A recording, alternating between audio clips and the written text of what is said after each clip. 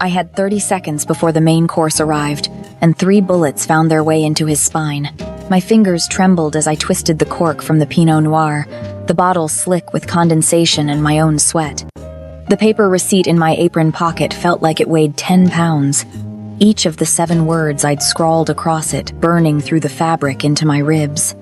Around me, the obsidian room pulsed with the kind of luxury that made your teeth ache. Baccarat crystal catching candlelight, the whisper of silk napkins against marble tabletops, murmured conversations in languages I'd never learned. Beyond the windows, Lake Michigan stretched black and infinite under Chicago's winter sky, but inside, the air was thick, honey-slow, suffocating. I moved toward table 4 like I was walking underwater. Kang Min Lee sat facing the floor-to-ceiling windows, the city's skyline framing him like a crown of steel and glass. He looked like violence wrapped in cashmere. Sharp cheekbones, dark hair styled with precision. A charcoal suit that probably cost more than my mother's funeral. But it was his neck that marked him, intricate tattoos crawling up from his collar, dark ink against golden skin, a visual confession of exactly who and what he was. His hand rested on the white tablecloth, a platinum watch catching the light, fingers utterly still. Predators don't fidget. Across from him, the woman in the silver dress leaned forward, her diamond earrings throwing sparks across her phone screen. She looked captivated by her device, her red nails tapping out a message. She looked like someone waiting for dessert. She wasn't. 17 minutes ago, I'd watched her order his execution.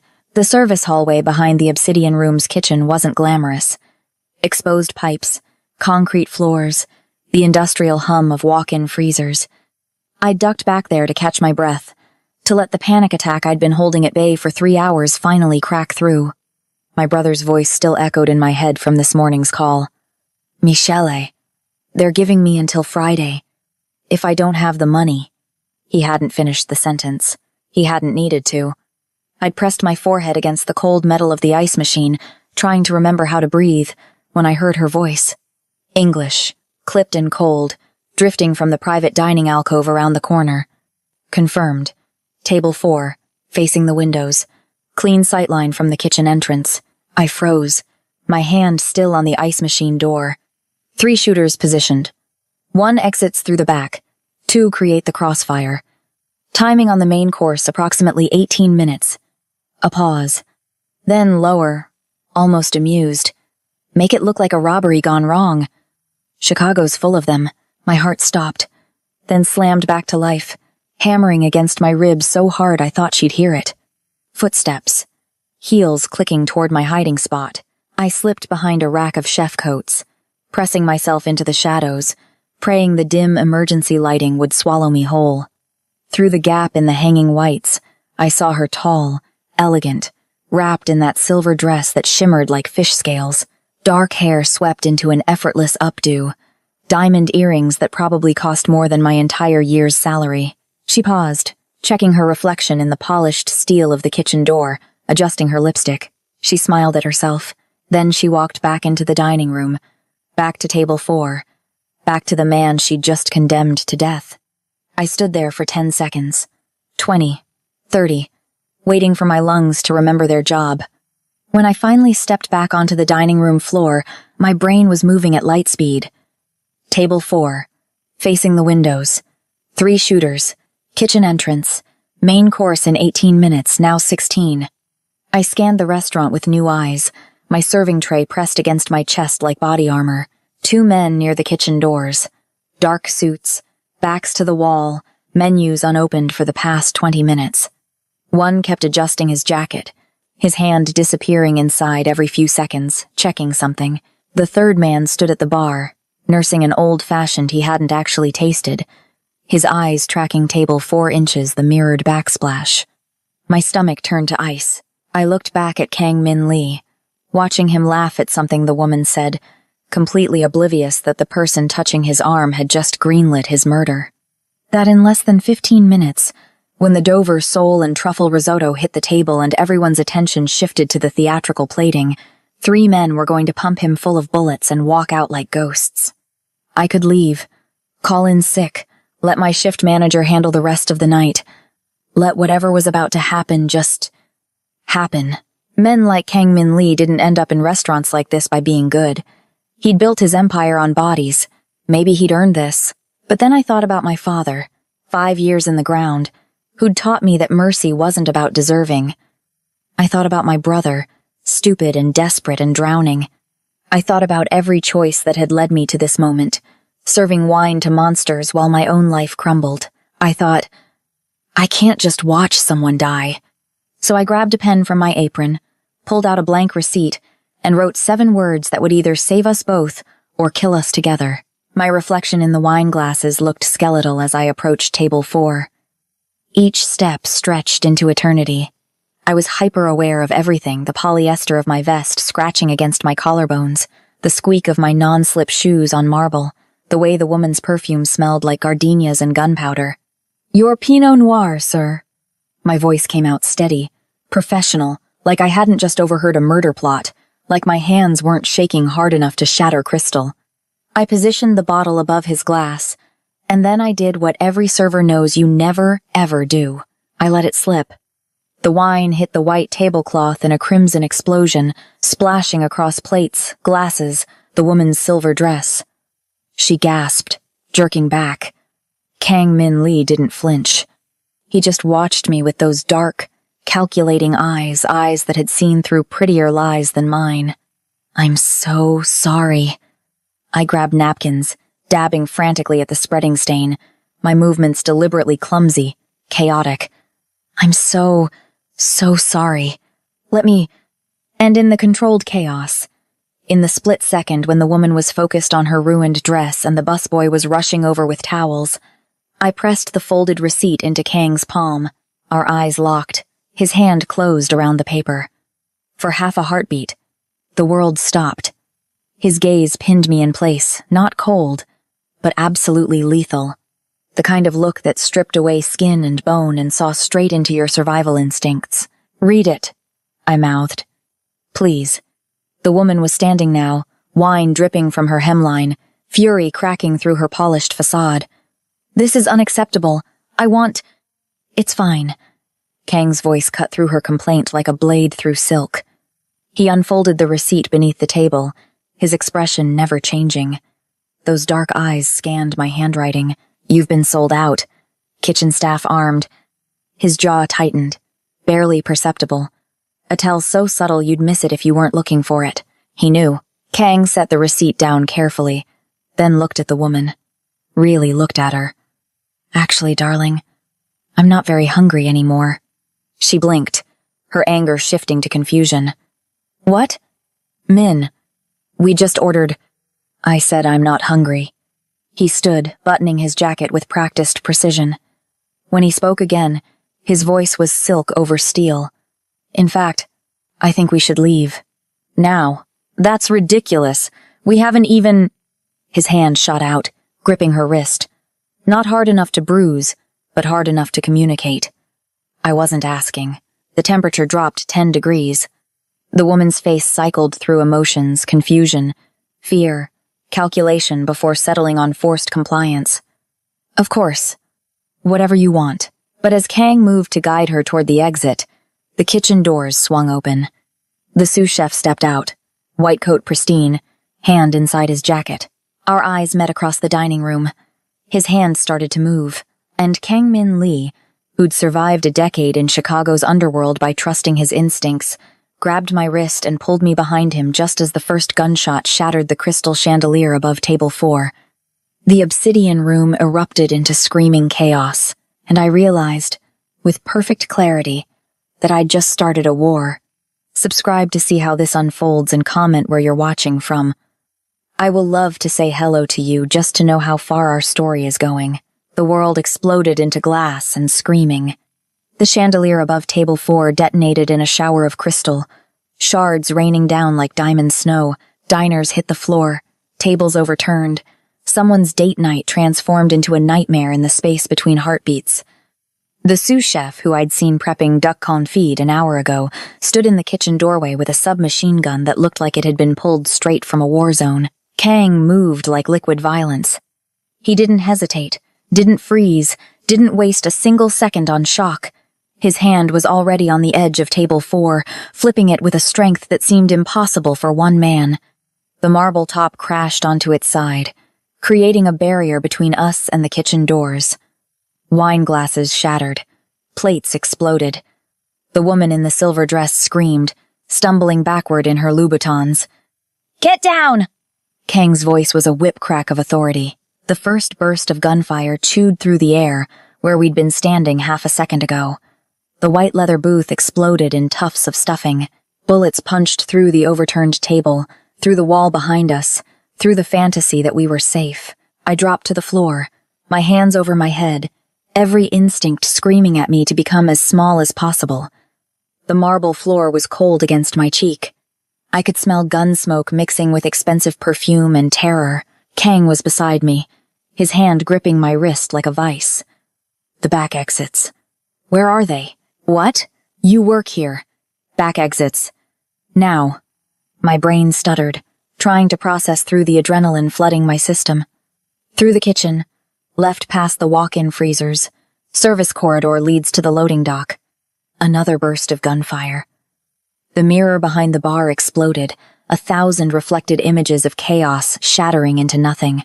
Patrons were crawling toward the main entrance, but the 2 men who'd been stationed near the kitchen had cut off that route, guns drawn, professional and terrifyingly calm. The woman in silver was still standing, frozen in shock or calculation, I couldn't tell which. Kang looked at her, and something passed across his face. Not love, not even affection, just a cold, surgical assessment. "You should run, darling," he said, his voice flat. "They're not here for you." She didn't need to be told twice. She bolted for the main entrance, diamond earrings catching the emergency lights now strobing through the restaurant. Whether she made it out or not, I never found out. Kang pulled me to my feet with one hand, the other reaching inside his jacket to produce a gun I hadn't known he was carrying. Of course he was carrying. Men like him always were. "Move. Now." I ran. We sprinted through the dining room in a crouch, using overturned tables as cover. Behind us, the fake sous chef was shouting in what sounded like Russian, coordinating with his partners. I heard the bartender screaming, heard the distinctive crack of gunfire, heard my own heartbeat hammering so loud it drowned out everything else. The kitchen doors swung open under my shoulder, and we crashed into the controlled chaos of the obsidian rooms back of house. The real kitchen staff, the ones I worked with, joked with, complained about tips with, were pressed against the walls, hands up, faces white with terror. A man in a server's uniform I'd never seen before stood guard with a pistol. He turned when we burst through. Kang shot him without breaking stride. The sound was deafening in the enclosed space, the muzzle flash painting the stainless steel surfaces in stark relief. The fake server went down, his gun clattering across the tile floor. I stumbled, my shoe slipping in something I didn't want to identify, but Kang's grip on my wrist kept me upright. Freezers. Which way? I pointed with my free hand, and we were moving again, past the line cooks still frozen at their stations, past the expeditor's window, past the walk-in refrigerators humming their industrial song. The service corridor stretched ahead, lit by flickering fluorescence that made everything look like a horror movie. Behind us, footsteps pounded, voices shouted. The shooters were coming. We hit the corridor at a dead run. My lungs burned, my legs screamed. The exit sign at the end glowed red, promising salvation or damnation. I wasn't sure which anymore. Kang released my wrist, spinning to fire 3 shots back the way we'd come. One of the fluorescent tubes exploded, plunging half the corridor into darkness. "Keep moving!" he barked. I slammed into the crash bar on the loading dock door, and it swung open onto Chicago's winter night. The cold hit like a fist, February wind cutting through my vest and button-down like they were tissue paper. The loading dock overlooked an alley, dumpsters on one side, a chain-link fence on the other, and a black Mercedes sedan idling with its lights off 20 feet away. "That's mine," Kang said, already moving toward it. We'd made it maybe 10 feet when the door behind us crashed open again, and the shooters poured out. The next 30 seconds were pure chaos. Kang returned fire, and I hit the ground behind a dumpster, my hands over my ears, the smell of rotting food mixing with cordite. Bullets sparked off metal. Glass shattered. Someone was screaming. Might have been me. The Mercedes's windows exploded, the driver's side door taking 3 rounds that punched through like angry fists. Kang dove behind the car's engine block, reloading with practiced efficiency that spoke of too much experience with exactly this situation. He fired again, and one of the shooters went down clutching his shoulder. But there were 3 of them, and they had better position, and we were pinned down in an alley with nowhere to go. "The car!" Kang shouted over the gunfire. "Can you drive?" "What? Can you fucking drive?" "Yes, but..." "Then get in." He laid down covering fire, and I scrambled around the car's front bumper, yanking open the passenger door or what was left of it. Safety glass rained into my lap as I climbed over the center console, my hands shaking so badly I could barely grip the steering wheel. The keys were in the ignition. The engine was still running. Blood was spattered across the dashboard, and I tried very hard not to think about whose it was. Kang fired 3 more shots, then dove into the passenger seat, slamming the door. "Drive, now!" I threw the car into reverse and floored it. The Mercedes shot backward down the alley with the acceleration of a rocket, tires screaming, the shooters diving out of the way. I cranked the wheel, spinning us 180 degrees in a move I'd learned from too many action movies, then slammed it into drive and punched the accelerator. We rocketed out of the alley onto the street, weaving through late-night traffic, horns blaring. Someone's taxi nearly clipping our bumper. I took a corner too fast, the Mercedes's rear end fishtailing on ice I hadn't seen, and Kang braced himself against the dashboard without comment. "Where am I going?" My voice sounded foreign to my own ears, pitched too high, threaded with hysteria. "North. Lakeshore Drive." He was checking his gun, ejecting the magazine, examining it with clinical detachment. Then he pressed his other hand to his side, and when he pulled it away, his palm was dark with blood. My stomach dropped. "You're hit." "I'm aware. How bad? I've had worse." But his voice was tight, controlled in a way that suggested it was taking everything he had to keep it that way. "Just drive." I drove. Lakeshore Drive stretched ahead, the lake invisible in the darkness to our right, the city glittering to our left. I pushed the Mercedes up to 80, weaving between cars, checking the rearview mirror every 3 seconds for signs of pursuit. My hands were locked on the steering wheel, knuckles white, and I couldn't feel my fingers anymore from gripping too hard or from shock. I wasn't sure. Kang guided me through a series of turns, his directions clipped and precise despite the blood soaking through his shirt. We ended up in the Gold Coast, pulling into an underground garage beneath a high-rise that looked like it cost more per square foot than my entire neighborhood. "Park there." He pointed to a spot marked Private PH. I killed the engine, and the sudden silence was deafening. My ears rang from the gunfire. My hands wouldn't stop shaking. I looked at Kang, really looked at him, and saw the blood seeping between his fingers, the pallor beneath his golden skin, the way he was breathing too carefully. "You need a hospital." "No hospitals." He opened the door, swaying slightly as he stood. "They ask questions. Questions lead to police. Police lead to..." He cut himself off, jaw clenching. "Just help me upstairs." I shouldn't have. Every rational cell in my body screamed at me to run, to disappear into the night, to pretend the last hour had been a nightmare I could wake up from. But I got out of the car and let him lean on me, his weight solid and warm against my side, his blood soaking through my vest. We took a private elevator, Kang's bloody fingerprint on the biometric scanner granting us access. The ride up was silent, except for his labored breathing and my own hammering pulse. When the doors opened, we stepped into a penthouse that looked like it had been ripped from an architectural magazine. Floor-to-ceiling windows overlooked the lake and the city, minimalist furniture in blacks and grays, art on the walls that was probably worth more than my life. Everything was clean lines and controlled elegance, the kind of space that made you feel like your very presence was a stain on its perfection. Kang stumbled toward a leather couch, leaving a trail of blood drops on the white marble floor. "First aid kit," he managed.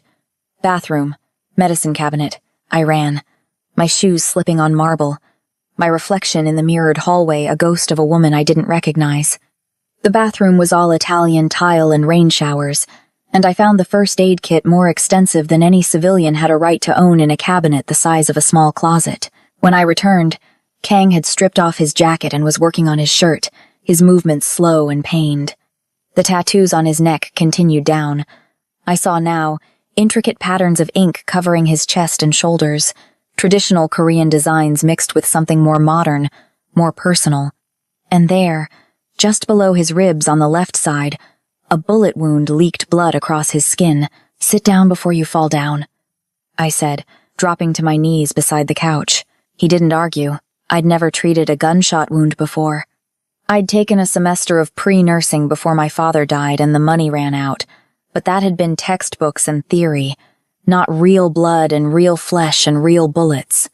My hands shook as I opened the kit, finding gauze and antiseptic and supplies I didn't have names for. "It went through," Kang said, his voice strained. "Exit wound in the back. Just needs to be cleaned and dressed." "Just," I repeated numbly. I cleaned the wound as gently as I could while he sat rigid, every muscle locked against the pain. He didn't make a sound, didn't flinch, just stared at me with those dark, calculating eyes while I worked, like he was trying to solve an equation that didn't quite add up. "Why?" he finally asked, my hands stilled. "Why what?" "Why warn me? You didn't know me. You had no stake in whether I lived or died."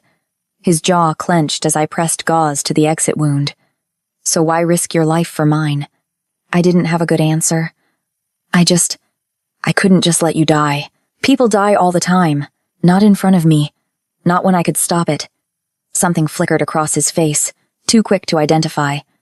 Pain, maybe. Or something closer to curiosity. That's either very noble or very stupid. Can't it be both? The corner of his mouth twitched, almost a smile. Then his hand shot out, gripping my wrist with bruising force, and suddenly there was a gun pressed against my temple.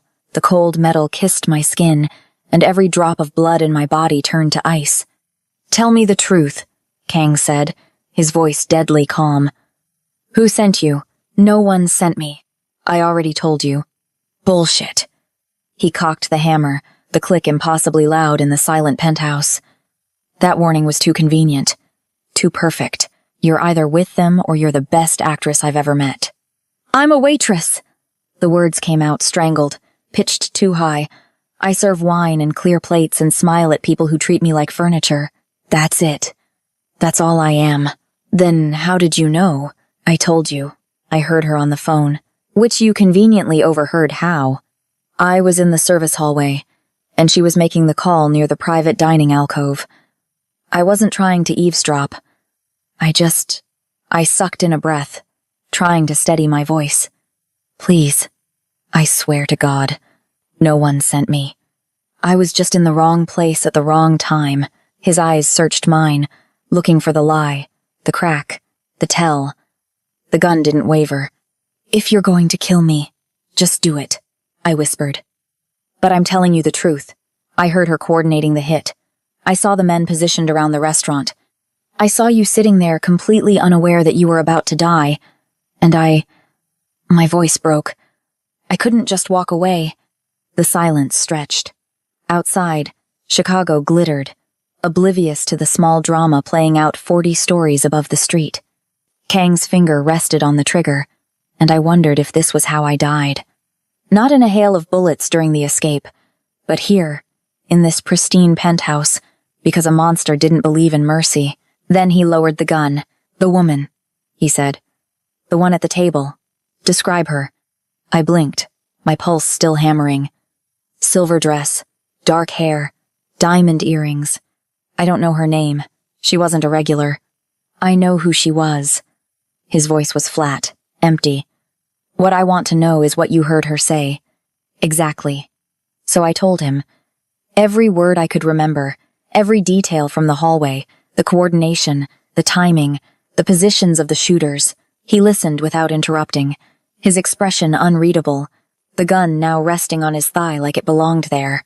When I finished, he was quiet for a long moment. "She was a decoy," he finally said. "What?" "The woman. She was there to keep my attention, to make sure I was looking at her instead of the perimeter." He laughed, but there was no humor in it. Smart. Use my own arrogance against me. I thought I was meeting an asset, someone who wanted to negotiate. Instead, I walked into a fucking execution. Who would want you dead? Shorter list would be who doesn't.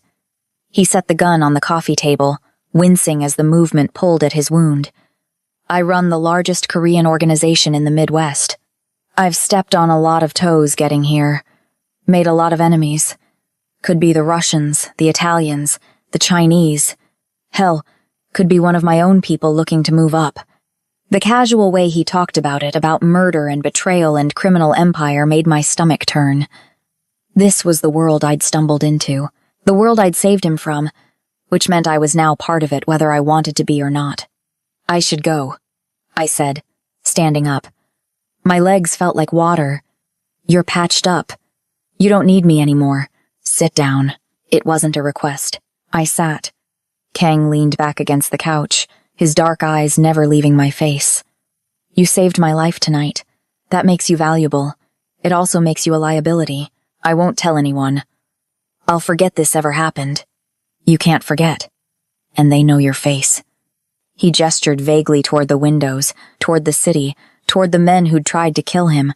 You think they didn't notice the waitress who warned me? You think they're just going to let that slide? Ice settled in my stomach. They don't know who I am.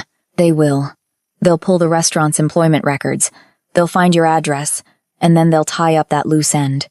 He paused, letting that sink in. You can't go home, Michelle Cruz. Hearing my name in his mouth, my full name, which meant he'd read my name tag, had cataloged it, had filed it away, made this all suddenly, horrifyingly real. What am I supposed to do? My voice came out small, defeated. Stay here. Stay alive. Help me figure out who's behind this. He studied me with an intensity that felt like being dissected. You need money, don't you? I went still. How did you... You work 2 jobs. I saw the calluses on your hands, the bags under your eyes. You're running from something, or toward something. Either way, you're desperate. His voice softened, just slightly. Everyone who works at the Obsidian Room is... No one takes that job for the joy of serving overpriced wine to assholes like me. I wanted to argue, but he was right. God, he was right. My brother, I heard myself say. He owes money to some very bad people. He stole from the wrong crew, and now they're coming to collect, if he doesn't pay by Friday. I couldn't finish the sentence. How much? 50,000. Kang didn't even blink. I'll buy the debt. What? Your brother's debt. I'll pay it off. Consider it compensation for saving my life. He shifted, pain flickering across his face. In exchange, you stay here until we find who orchestrated tonight. You help me decrypt whatever information you remember from that phone call. And you don't leave this penthouse without my permission. It was a cage. A gilded, beautiful cage. But a cage nonetheless. And if I say no, then you walk out that door, and I give you 12 hours before they find you.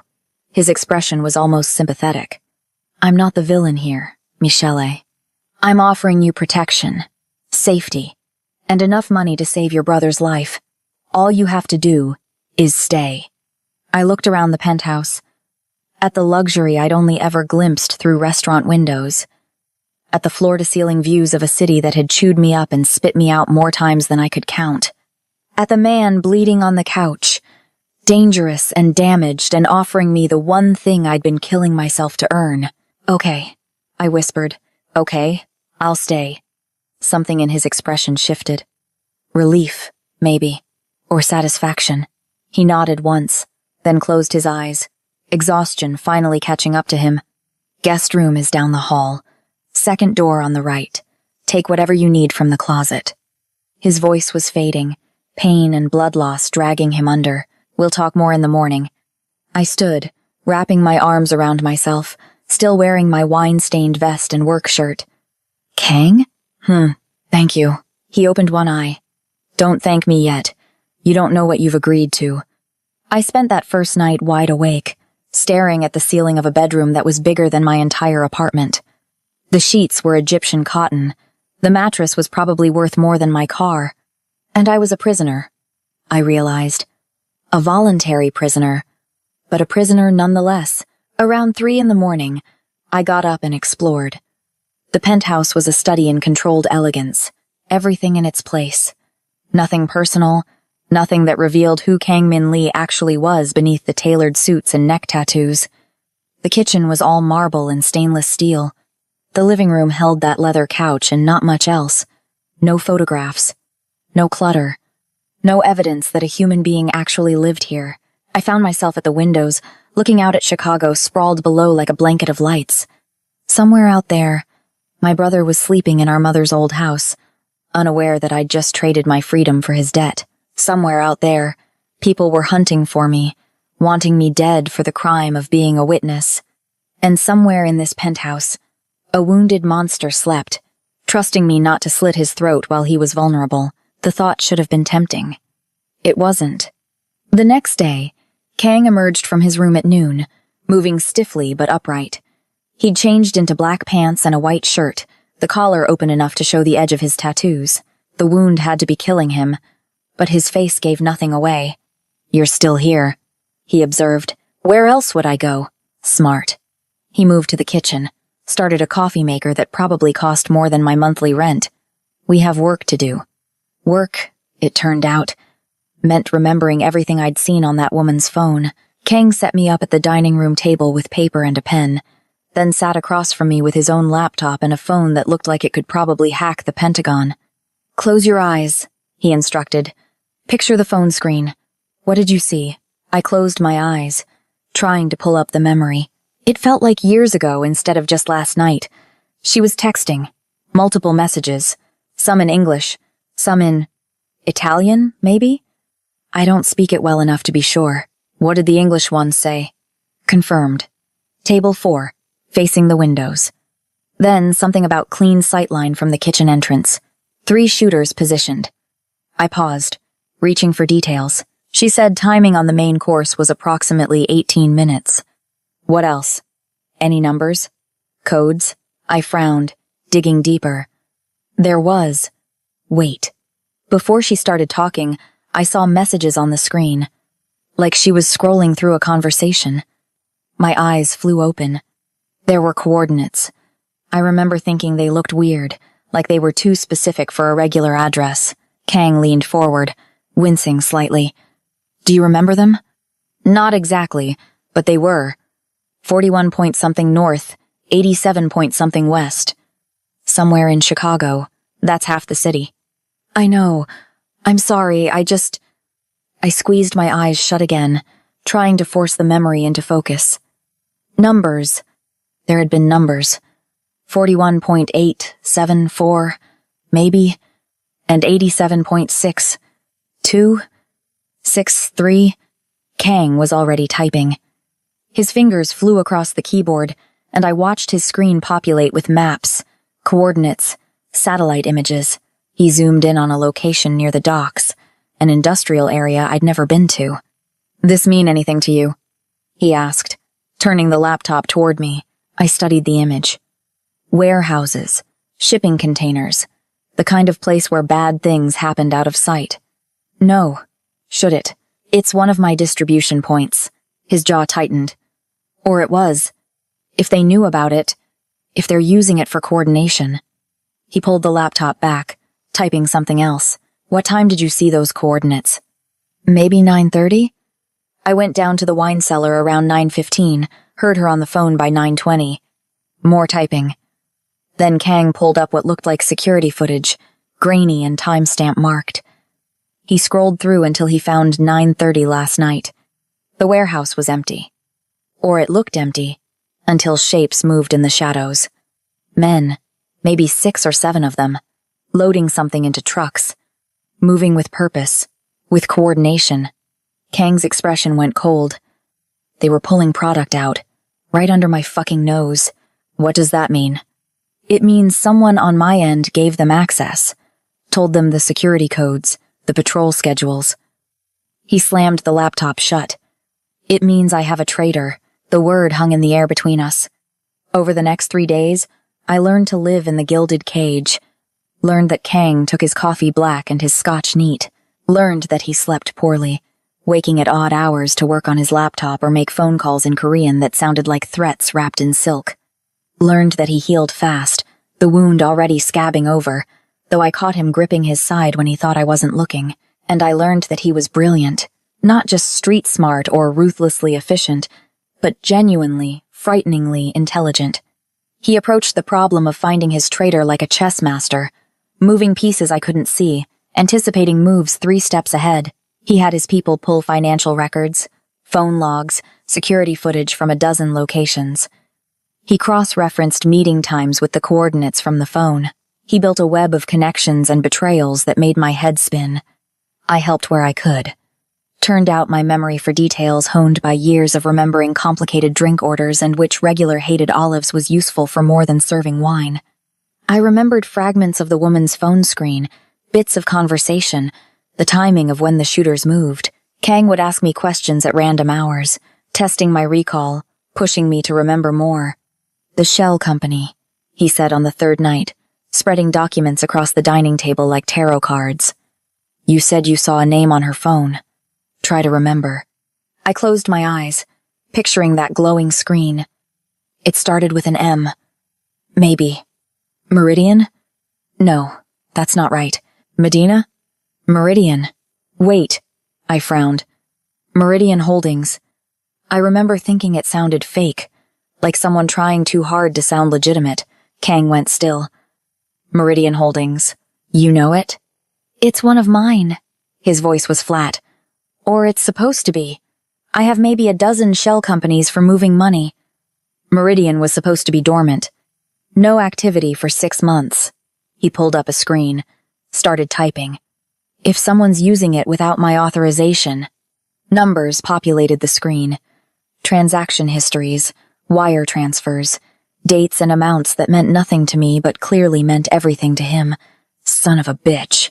He breathed. What? Someone's been siphoning money. Small amounts, irregular intervals. Nothing big enough to trigger alerts. But over 6 months. He did the math. Almost 2 million. That's small. In my world? Yes. He leaned back, running a hand through his hair. The movement pulled his shirt tight across his chest, and I tried very hard not to notice the way his muscles moved beneath the ink. Whoever's doing this is smart, patient. They've been planning this for months. Can you trace it? See where the money went? I can try. He worked through the night, and I stayed with him. Bringing coffee, I learned to make the way he liked it. Asking questions when I thought they might help. Staying quiet when he needed to think. The penthouse felt smaller with just the 2 of us. The city lights beyond the windows our only company. Somewhere around 3 in the morning, he looked up from his laptop and found me watching him. What? He asked. Nothing. Just... I shrugged. I've never seen anyone work like you do. This is how you stay alive in my business. You outthink the competition, or you end up in a landfill. That's a cheery thought. The corner of his mouth twitched. Almost a smile. You should sleep. So should you. I don't sleep much. I've noticed. We looked at each other across the table, and something shifted in the air between us. Not attraction, I refuse to call it that, but recognition, maybe. 2 people who'd been thrown together by violence and circumstance, learning to exist in the same space. 2 people who shouldn't trust each other but were starting to anyway. I found it, Kang said suddenly, his attention snapping back to the screen. The money. It's moving through a series of accounts, but they all trace back to... He went pale. No, it can't be. What? Who is it? He turned the laptop toward me, showing me a name I didn't recognize. This is the Final Destination account. It's registered to a holding company owned by my uncle. Your uncle is stealing from you? The general. His voice was hollow. That's what we call him. He's been with my organization since the beginning. He helped me build it. Taught me half of what I know. He closed the laptop slowly, like it might explode. I trusted him. Completely. I wanted to reach out, to offer comfort, but I didn't know if he'd accept it or if touching him would shatter whatever fragile equilibrium we'd built. So I just sat there, watching him process the betrayal, watching the man who seemed unshakable finally crack. I'm sorry, I said quietly. Don't be. He stood, walked to the windows, his reflection ghostly in the glass. This is my world, Michelle. Everyone's loyal until they're not. Everyone's trustworthy until they find a better offer. He braced his hands against the window frame. I should have seen it coming. You can't predict betrayal. Not from someone you love. I don't love anyone. He said it like a fact, like a shield.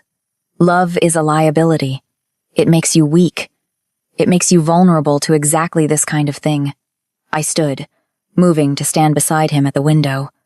Below us, Chicago slept, unaware of the small war about to erupt in its streets. Then why did you trust him? Because I had to trust someone. He looked at me then, really looked at me, and I saw something raw and bleeding beneath the armor, and look where that got me. We stood there in silence, two people who shouldn't be in the same room, shouldn't be on the same side, shouldn't be having this conversation. But the universe had other plans. What happens now? I asked. Now? Kang's smile was all teeth, no warmth. Now we set a trap, draw him out, and I make sure he understands the cost of betrayal. And me? He turned to face me fully, and I was suddenly aware of how close we were standing. Close enough to see the flecks of amber in his dark eyes. Close enough to smell his cologne. Something expensive and smoky. Close enough to feel the heat radiating off him despite the cold glass at our backs. You, he said softly, are going to help me destroy him. The words should have terrified me. Maybe they did. But underneath the fear was something else. Something that felt dangerously like purpose. Like I'd spent my whole life being invisible, being overlooked, being just the help, and now someone was seeing me. Really seeing me. Not as a waitress or a problem or a witness to be eliminated, but as a weapon. Okay, I whispered. His hand came up, fingers brushing my cheek so lightly I might have imagined it. You're either very brave or very foolish. You said that before. I'm starting to think it's both. We stood there, suspended in a moment that felt like standing on the edge of a cliff. One step forward, and everything would change. One step back and maybe I could still salvage some version of my normal life. I didn't step back, neither did he. Get some sleep, Kang finally said, his voice rough. Tomorrow, we start planning, and I need you sharp. He moved away, the spell breaking, and I was left standing at the window alone, my heart hammering for reasons that had nothing to do with fear and everything to do with the way he'd looked at me like I mattered. I was in so much trouble, and the worst part? I didn't want out anymore. The banker's name was Thomas Chen, and according to Kang's intelligence, he was the one who'd been moving money through Meridian Holdings. He worked out of a private wealth management firm in the Loop, the kind of place where millionaires went to hide their money from the IRS and their ex-wives. We'd been planning the confrontation for 2 days. Kang had people watching Chen's movements, his schedule, his patterns. The plan was simple. Catch him leaving work, have a conversation in a neutral location, extract information, clean, professional, low risk. I should have known better. Stay in the car, Kang said as we pulled up to the warehouse district near Pilsen. It was 4 in the afternoon, the winter sun already fading, casting everything in shades of gray. The warehouse Chen supposedly used for private meetings loomed ahead, all broken windows and rusted metal siding. I'm not staying in the car, Mikkel. You might need backup. And I'm the only backup you've got right now. I checked the small pistol he'd given me 3 days ago, the weight of it still foreign in my hands despite the hours of practice. Besides, if this goes wrong, being in the car just makes me a sitting duck. He looked at me for a long moment, something unreadable in his dark eyes. Then he nodded. Stay behind me. Don't shoot unless I tell you to. And if I say run, you run. Understood? Understood. We approached the warehouse together, Kang moving with the controlled precision of a predator, me trying very hard not to look like I was about to throw up from nerves. The door was unlocked. The first red flag. Inside, the warehouse was a maze of shipping containers and old crates, pools of water on the concrete floor reflecting the dying light from the broken skylights above. Our footsteps echoed. Too loud, too exposed. Chen! Kang called out, his voice bouncing off metal walls. We just want to talk, Silence. Then, from somewhere in the darkness, "I'm afraid Mr. Chen couldn't make it." The voice was older, cultured, speaking English with a faint Korean accent that Kang clearly recognized because he went absolutely still beside me. "Uncle," he said quietly. "Hello, Min." A figure emerged from behind a shipping container, flanked by 4 men with guns. The general was in his 60s, silver-haired and elegant in a charcoal suit, looking more like a diplomat than a crime lord. "I was wondering when you'd figure it out." "The warehouse," Kang said, his hand moving toward his gun. "This was you. All of it. Of course it was me. The restaurant, the money, all of it." The general smiled, and it was the saddest thing I'd ever seen. "You've grown too ambitious, Min, too reckless. You're going to get us all killed. So you decided to kill me first. I decided to retire you. There's a difference." He gestured, and his men raised their weapons. "I take no pleasure in this. Your family, but you've left me no choice." Kang's gun was already drawn, but we were outnumbered and outpositioned. 4 guns trained on us, and we were standing in the open like idiots. This wasn't a meeting.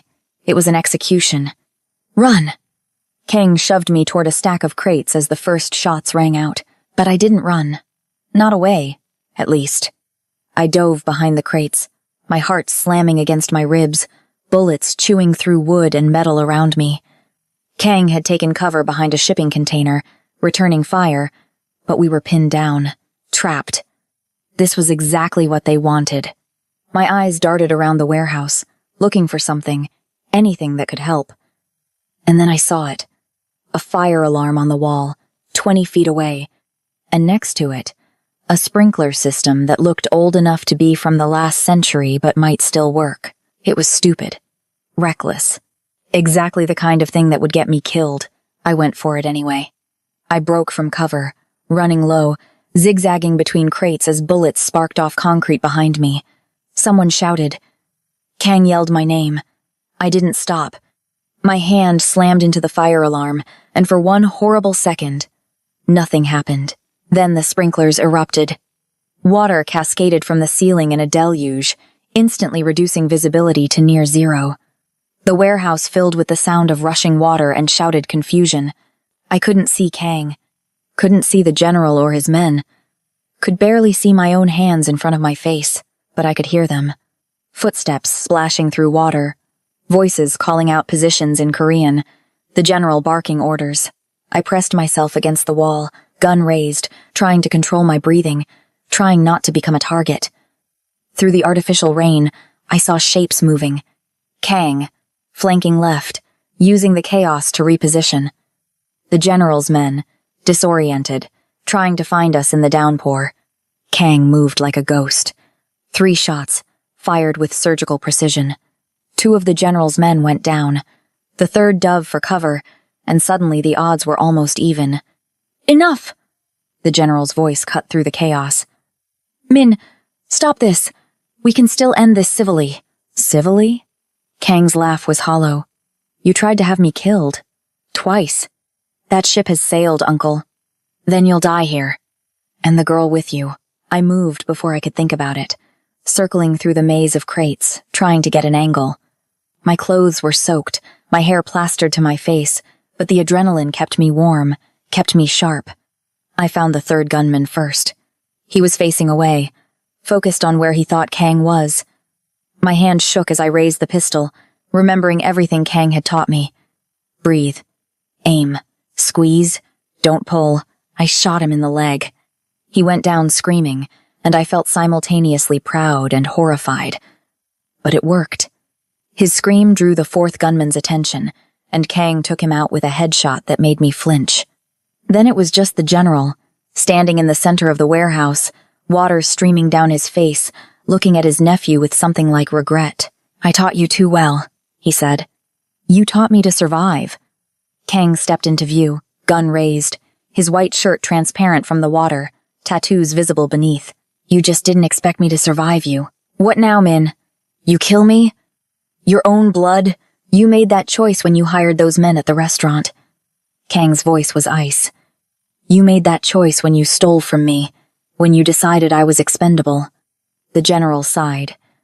I had hoped to spare you this, to make it quick, painless. A bullet in the back of the head, never knowing it was coming. A kindness. I don't want your kindness. Then what do you want? Answers. Kang gestured with his gun. On your knees. The general hesitated, pride warring with survival instinct. Then, slowly, he knelt in the pooling water, his expensive suit ruined, his dignity shattered.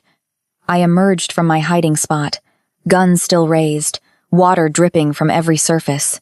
The sprinklers finally shut off, leaving us in sudden, ringing silence. The warehouse looked like a disaster zone. Bodies, bullet holes. Enough evidence to put us away for life if anyone found it. Who else is involved? Kang demanded. Just me. And the people you just killed. I don't believe you. Believe what you want. It's the truth. The general looked up at his nephew, water running down his face like tears. I did this alone. I couldn't watch you destroy everything we built with your recklessness anymore, so you decided to destroy it yourself. I decided to save it. There's a difference. Kang's jaw clenched, his finger tightening on the trigger. For a moment, I thought he was going to do it, end it right there, but something held him back. History, maybe. Or the last shred of the man he used to be before betrayal hardened him into something else. You're going to tell me everything, Kang said quietly. Every account, every contact, every plan you had, and then you're going to disappear. Leave Chicago. Leave the country. And if I ever see you again, Uncle, I won't hesitate. The general smiled sadly. You're weak, Min. Just like your father. That's why this will never work. Maybe. But I'm the one holding the gun. We brought the general back to the penthouse in the trunk of Kang's car. Not dead, though I half expected him to be, but zip-tied and gagged and very much aware that his coup had failed. Kang's men would handle him, make sure he talked, make sure he gave up every piece of information before he was shipped off to whatever hole Kang decided to throw him in. I stood in the penthouse bathroom, staring at my reflection. My hair hung in wet ropes. My makeup, what little I'd been wearing, was streaked down my face. My hands were shaking so badly I had to grip the marble counter to steady them. I'd shot someone. Actually pulled the trigger and put a bullet in another human being. He'd lived, probably, but I'd done it. Crossed a line I'd never thought I'd cross. Michelle. Kang stood in the doorway, still soaked, still looking like some kind of avenging angel. He'd changed out of the wet shirt, but the tattoos on his chest and shoulders were fully visible now, intricate patterns that told stories I didn't know how to read. You should shower, he said. Get warm. I shot him. My voice sounded distant, like it belonged to someone else. I actually shot him. You saved my life. Again, that doesn't make it easier. No. He moved into the bathroom, standing close enough that I could feel the heat radiating off him. But it makes it necessary. In my world, you do what you have to do to survive. You did that today. I turned to face him, and suddenly the bathroom felt too small, the air too thick. We were standing so close I could count his eyelashes, see the scar on his collarbone, feel his breath on my face. I can't do this, I whispered. Do what? This. Any of this. I'm not cut out for your world, Kang. I'm a waitress. I pour wine and smile at customers and worry about making rent. I don't shoot people. My voice broke. I don't belong here. His hand came up, cupping my face with a gentleness that seemed impossible from someone so violent. You saved my life twice. You decrypted financial records. You created a distraction in a firefight that turned the whole thing in our favor. You shot a man who was about to kill me. His thumb traced my cheekbone. You belong here more than you think. Your uncle was wrong about a lot of things, but he was right about one. His jaw clenched. I am toxic. Everyone around me ends up dead or damaged. You should go. Take the money, save your brother, and run as far from me as you can. Is that what you want? What I want doesn't matter. Bullshit. The word came out harder than I intended. You don't get to decide what's good for me. You don't get to push me away because you're scared. I'm not scared. You're terrified. I stepped closer, eliminating what little space was left between us. You're terrified that caring about someone makes you vulnerable, that it makes you weak. But you know what? Maybe it does. Maybe caring about someone is the most dangerous thing you can do in your world. But that doesn't mean it's not worth it. His eyes searched mine, looking for something. Permission. Maybe. Or forgiveness. You don't know what you're saying. I know exactly what I'm saying. My hands came up, fisting in his shirt. I'm saying I'm not going anywhere. I'm saying you don't get to protect me from yourself. I'm saying he kissed me. It wasn't gentle. Wasn't tentative or questioning. It was desperate and angry and tasted like whiskey and violence and something that might have been salvation. His hands tangled in my wet hair, pulling me closer, and I kissed him back with everything I had, all the fear and adrenaline and confusion of the last week pouring into this one moment. When we finally broke apart, we were both breathing hard, foreheads pressed together, the world reduced to this tiny bathroom and the space between heartbeats. This is a terrible idea, Kang murmured against my lips. The worst. I agreed. You're going to get hurt. Probably. I can't protect you from everything. I don't need you to. He pulled back just enough to look at me. Really look at me. And I saw something in his expression that made my chest tight. Not love, it was too soon for that. Too complicated. But possibility. Like maybe. Just maybe. We could both survive this. The general still has allies, he said quietly. People who'll want revenge. There's a gala in 3 days. Annual thing for the organization. Everyone will be there, including the people I need to send a message to. What kind of message? The kind that says anyone who sides with a traitor dies with them. His hand traced down my arm, leaving goosebumps in its wake. I need them to see that I'm still in control, that the coup failed, and I need them to see you, me, by my side. He paused, choosing his word carefully. Partner, you want me to pretend to be your girlfriend at a Mafia party. I want you to be my equal at a gathering of criminals. There's a difference. His smile was sharp. Think you can handle it. I thought about the girl I'd been a week ago, serving wine and avoiding eye contact, trying to be invisible.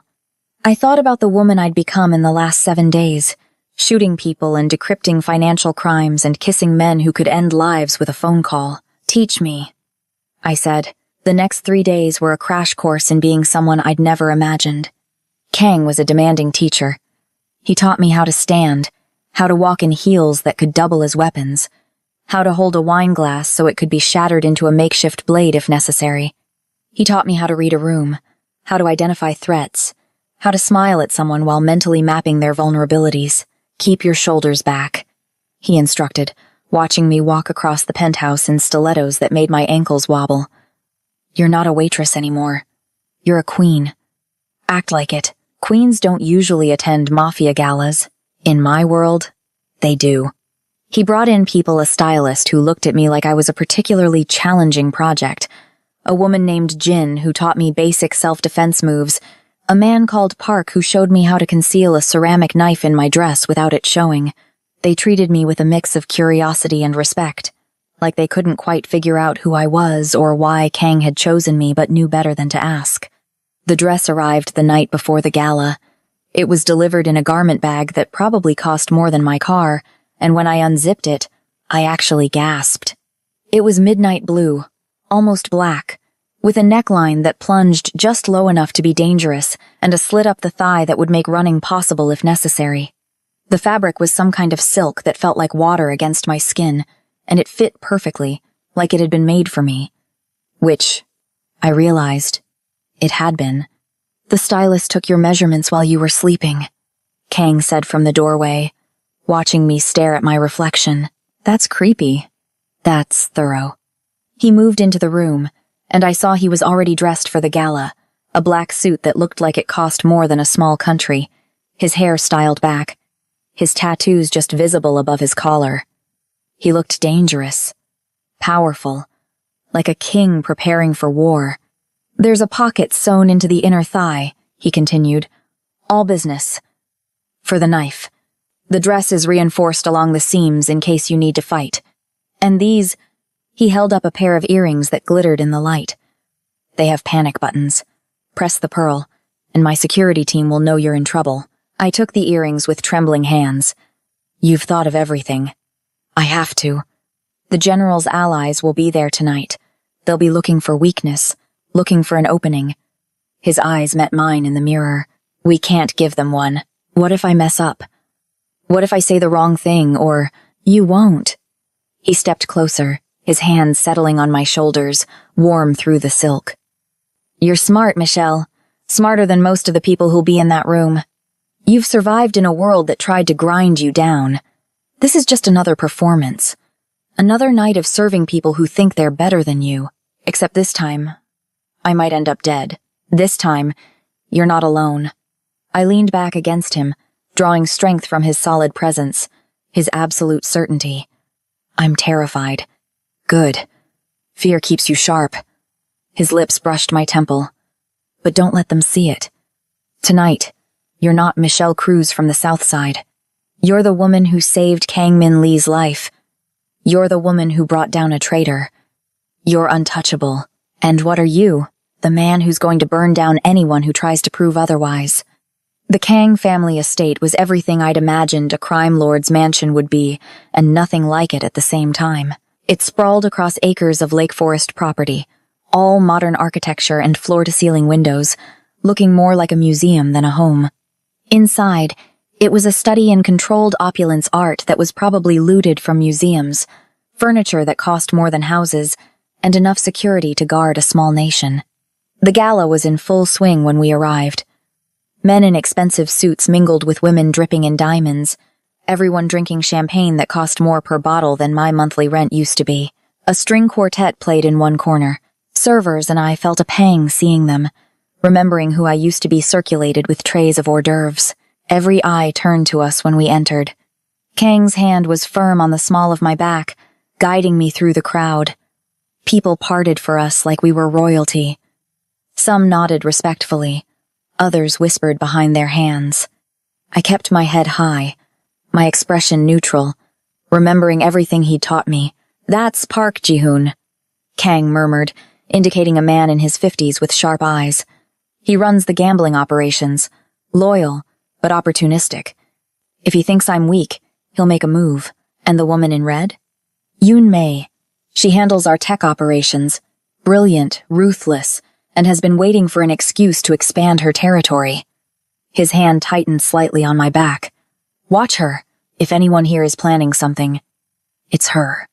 We made our circuit through the room, Kang introducing me with a possessiveness that should have bothered me but didn't. This is Michelle, he'd say, and something in his tone made it clear I wasn't just arm candy. I was his choice, his partner, and anyone who had a problem with that could take it up with him. I smiled and shook hands and made small talk, all while my heart hammered against my ribs. The knife pressed against my thigh was a cold reminder of what this really was.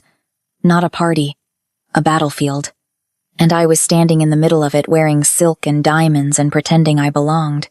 You're doing well, Kang said quietly as we moved toward the balcony. Better than I expected. I'm going to throw up the second this is over. Make it through the next hour. And I'll hold your hair back myself. I laughed despite myself. And for a moment, it felt almost normal. Like we were just a couple at a party, not two people waiting for the other shoe to drop. That's when I saw him. The general stood near the bar, flanked by two men I didn't recognize. He looked different from the broken man we'd left zip-tied in the warehouse. He looked defiant, dangerous, like a man who had nothing left to lose. Our eyes met across the room. Kang saw him at the same moment I did. His entire body went rigid, his hand moving toward the gun I knew was hidden beneath his jacket. He wasn't supposed to be here, I whispered. No, he wasn't. The general smiled, raised his glass in a mock toast, and then disappeared through a side door. That's a trap, I said. I know. Kang's jaw was tight. Stay here. Stay with the crowd. You'll be safe. Absolutely not. We do this together. Michelle, together. He looked at me for a long moment, and I saw the war playing out behind his eyes. The desire to protect me, battling with the knowledge that I was right. We were stronger together than apart. Fine, he finally said. But you follow my lead. And if I tell you to run, I know. I run. We moved through the crowd, slipping out the same door the general had used. It led to a hallway, then to what looked like a private study. The door was ajar, light spilling out, and I could hear voices inside. Kang went in first, gun drawn, and I followed close behind. The general stood behind a massive desk, the two men flanking him with weapons already drawn. But it was the fourth person in the room that made my blood run cold. Chen, the banker, the one who was supposed to be our leverage. He stood next to the general, very much alive, very much not on our side. "Hello, Min," the general said pleasantly. "I was hoping you'd follow me. You always were predictable when it came to matters of pride. This ends tonight, Uncle." "Oh, it does. Just not the way you think." He gestured, and Chen moved, grabbing me before I could react. His arm locked around my throat, a gun pressed to my temple. Kang's weapon immediately swung toward them. "Let her go." "I don't think so. She's the only leverage I have left." The general's smile was sad. "Did you really think I'd roll over? That I'd just accept exile and disappear quietly? I gave you a chance. More than you deserved. You gave me nothing. Everything I built, everything I sacrificed, you were going to throw it all away for what? For her?" He looked at me with something like pity. "She's a waitress, Min. A nobody. And you're willing to destroy your organization for her. She's worth 10 of you," Kang said quietly. The words hit me like a physical blow. Worth. He thought I was worth something. Worth protecting. Worth fighting for. Chen's grip tightened on my throat, cutting off air. "Drop the gun, or I kill her." Kang hesitated, the weapon wavering, and I remembered everything he'd taught me. The knife. The moves Jin had drilled into me. The vulnerable points on the human body, the element of surprise. I went limp in Chen's arms. Dead weight, throwing him off balance. His grip loosened for just a second, and I drove my elbow back into his ribs, twisted, and pulled the ceramic knife from the hidden pocket in my dress. The blade was in his thigh before he could react. He screamed, his gun clattering to the floor, and I dove out of the way as Kang opened fire. The general's men went down. Chen collapsed, clutching his leg, and the general himself just stood there, staring at his nephew with something that might have been pride. "You chose well," he said softly. "She's stronger than I thought." "It's over," Kang said, his gun trained on his uncle's chest. "Is it?" The general smiled. "You can kill me, Min, but there'll always be more. More traitors, more enemies, more people who want what you have. You can't protect her from all of them. Eventually, they'll get to her. And when they do, it will destroy you, maybe. But not tonight." The gunshot was deafening in the enclosed space. The general fell, a red stain spreading across his pristine suit, and for a moment, the room was absolutely silent. Then Kang's security team burst through the door, weapons drawn, and everything became controlled chaos. I stood there, knife still in my hand, blood on my dress, watching Kang stare down at the man who'd raised him, who'd betrayed him, who'd forced him to make an impossible choice. He looked hollow, broken. Then he looked at me, and something in his expression shifted. "Are you hurt?" "No." "Are you?" "No."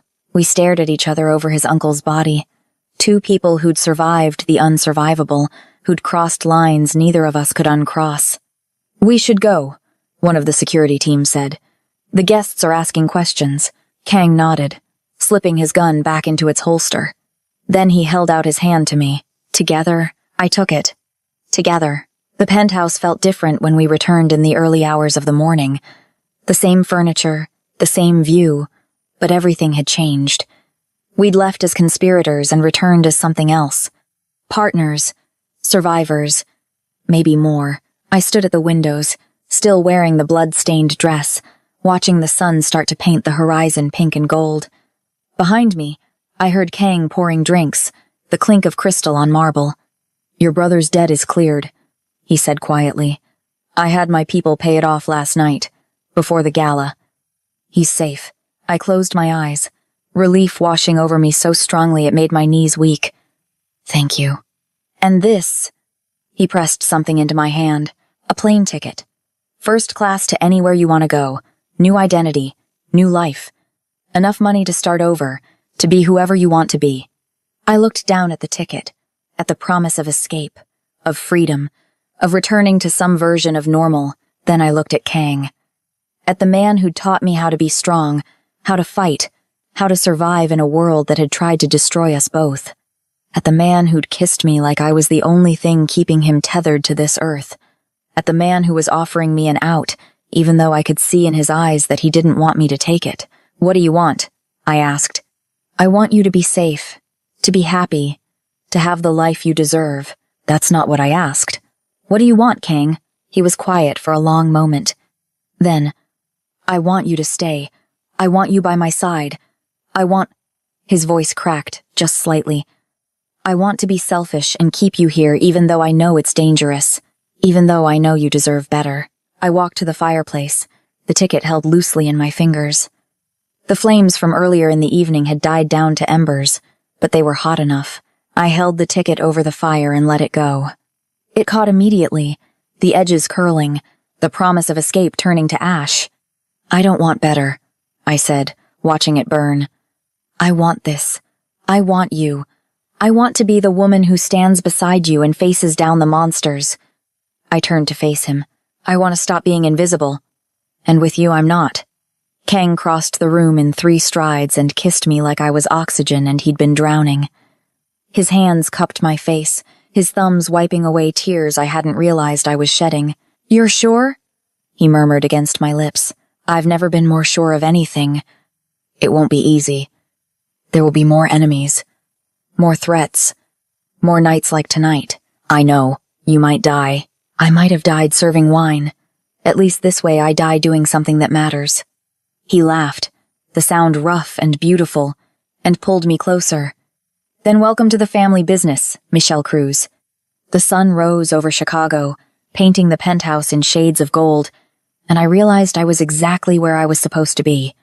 Not serving at the table, not invisible in the background, but sitting at the head of it all, beside a man who'd seen me when the world wanted me to disappear. I'd come to the obsidian room to earn money to save my brother. I'd left with a bullet in someone's leg, a crime lord's heart, and a throne I never knew I wanted. And I wouldn't change a single second of it. So, I said, settling into the crook of his arm, watching our city wake up. What's next? Kang smiled, the expression sharp and dangerous and full of dark promise. Now? Now we rebuild. Make them all understand that anyone who comes for what's mine will pay with their life. What's yours? This empire.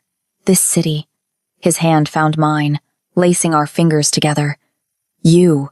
I should have been scared. Should have been running for my life. Should have been 1,000 things that made sense. Instead, I smiled back. Then they're going to have their hands full. They have no idea what's coming. Neither did I. But as I sat there, blood on my dress and a criminal's hand in mine, watching the sun rise on a life I never could have imagined, I realized I didn't need to know. Some stories don't have happy endings. Some have dangerous beginnings that bloom into something fierce and beautiful and absolutely terrifying. This was ours, and I couldn't wait to see what we'd burn down next.